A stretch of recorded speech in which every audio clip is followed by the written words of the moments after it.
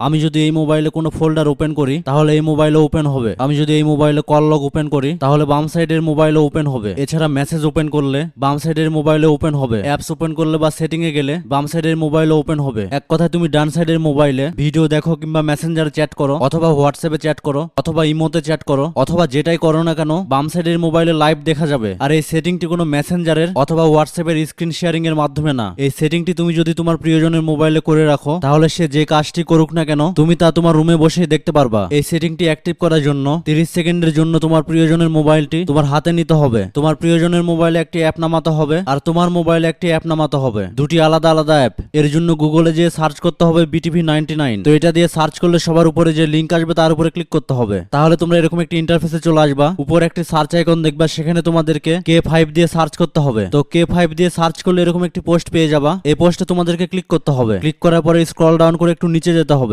নিচে গেলেই দেখবা দুটি ডাউনলোড বাটন। প্রথম অ্যাপটি তোমার প্রিয়জনের মোবাইলে ডাউনলোড করতে হবে আর দ্বিতীয় যে ডাউনলোড বাটন আছে এটি তোমার মোবাইলে ডাউনলোড করতে হবে। ডাউনলোড করা হয়ে গেলে তোমার মোবাইলে অ্যাপটি অ্যাক্টিভেট করতে হবে। তার জন্য অ্যাক্টিভেট এর অপশনটিতে ক্লিক করতে হবে। এরপরে তার মোবাইলে গেট স্টার্টেড এর অপশনে ক্লিক করতে হবে। এখন তোমার মোবাইলে যে কোড নাম্বারটি দেওয়া আছে এই কোড নাম্বারটি তার মোবাইলে সেম টু সেম ভাবে লিখে দিতে হবে। তো ঠিকঠাক ভাবে লিখার পরে রিমোট কন্ট্রোল এই অপশনটিতে ক্লিক করতে হবে। তারপরে তোমার মোবাইলে একটি পপ আপ নোটিফিকেশন আসবে, এখানে অ্যালো করে দিতে হবে। এরপরে স্টার্ট নাও এই অপশনে ক্লিক করতে হবে। তাহলে তোমার কাজ শেষ। এখন সে তার মোবাইলে যেটাই করুক না কেন তোমার মোবাইলে দেখা যাবে। সে যদি ইমো, মেসেঞ্জার, টিকটক, হোয়াটসঅ্যাপ অথবা টিকটক বা ইউটিউবে ভিডিও দেখে ঠিক একই সময়ে তুমিও দেখতে পারবা। এই কাজটি করে যখন তোমার বন্ধুদের দেখাবা তাহলে কিন্তু 100% অবাক হয়ে যাবে। আমার জানা মতে এই কাজটি কেউ পারে না। সো তুমি এই কাজটি শিখে সবাইকে অবাক করে দাও। সবাই তোমাকে বলবে মোবাইলের মাস্টার।